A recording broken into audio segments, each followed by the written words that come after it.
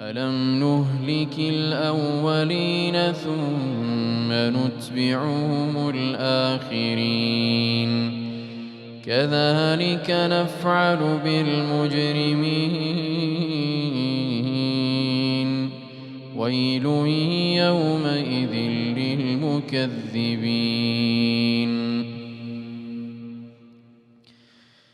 ألم نخلقكم من ماء مهين فجعلناه في قرار مكين إلى قدر معلوم فقدرنا فنعم القادرون ويل يومئذ للمكذبين ألم نجعل الأرض كفاة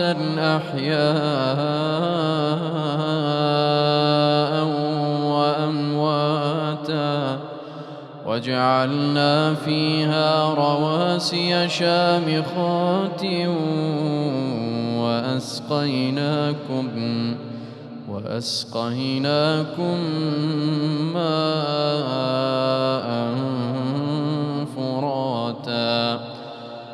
ويل يومئذ للمكذبين انطلقوا إلى ما كنتم به تكذبون انطلقوا إلى ظل ذي 3 شعب لا ظليل ولا يغني من اللهب إنها ترمي بشرر كالقصر كأنه جمالة صفر ويل يومئذ للمكذبين هذا يوم لا ينطقون ولا يؤذن لهم فيعتذرون ويل يومئذ للمكذبين. الله.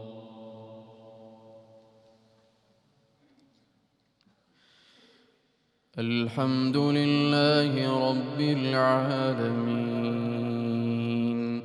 الرحمن الرحيم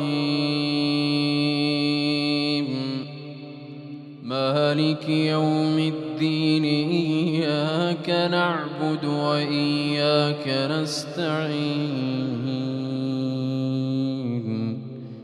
اهدنا الصراط المستقيم صراط الذين أنعمت عليهم غير المغضوب عليهم ولا الضالين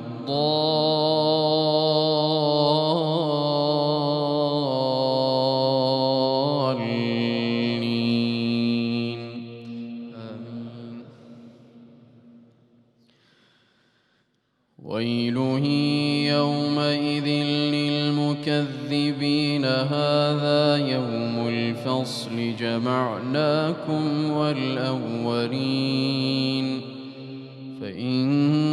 كان لكم كيد فكيدون ويل يومئذ للمكذبين إن المتقين في ظلال وعيون إن المتقين في ظلال وعيون وفواكه مما يشتهون كلوا واشربوا هنيئا بما كنتم تعملون إنا كذلك نجزي المحسنين المحسنين ويل يومئذ للمكذبين